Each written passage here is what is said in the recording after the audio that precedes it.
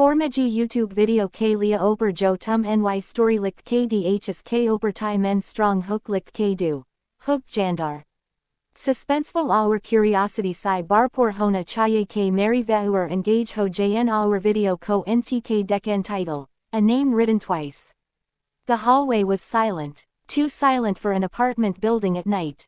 The light above me flickered, casting long, trembling shadows on the walls. I held the letter in my hand, the paper rough against my fingers.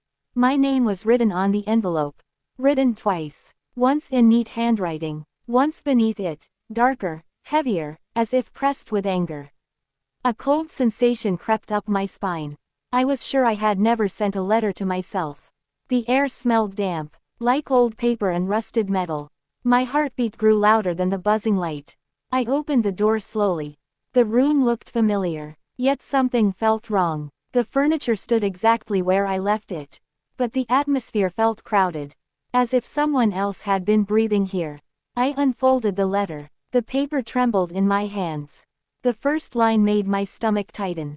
It addressed me by a nickname only one person had ever used.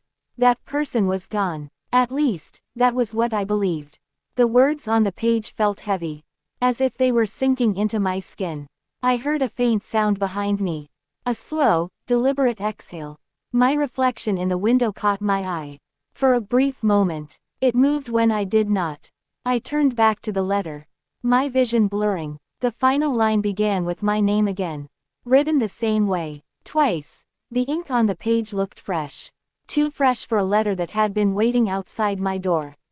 I traced the letters with my eyes, feeling a strange pressure behind my temples. The message spoke of memories I had never shared aloud.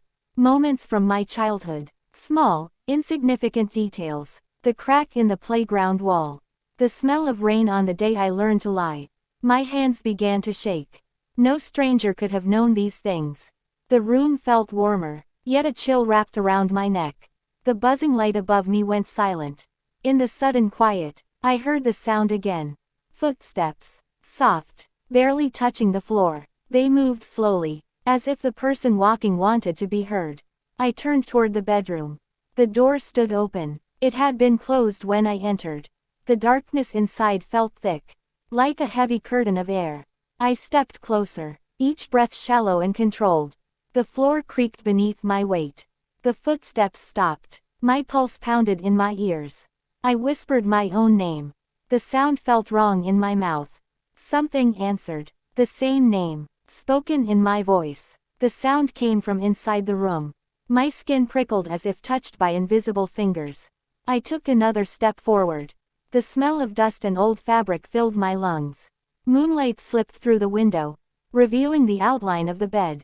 Someone sat on it. Their posture mirrored mine exactly. The letter slipped from my hand, landing silently on the floor. The figure slowly lifted its head.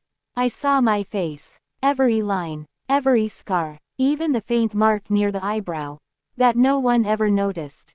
Its eyes opened. They looked tired, older than mine, as if they had been waiting a long time. The room felt smaller. The walls pressed inward. I tried to speak, but my throat refused to move. The other me smiled, not with warmth, with relief. It stood up carefully, as if learning how to move again. Its footsteps matched the rhythm of my heart. When it spoke, the sound carried a weight I could not understand. It said the letter was a reminder, a promise fulfilled. I shook my head slowly, backing toward the door. The floor felt uneven, like it was bending beneath my fear. The other me took a step closer. Then another. It explained that names hold power. That, writing a name twice, creates a doorway, a space where one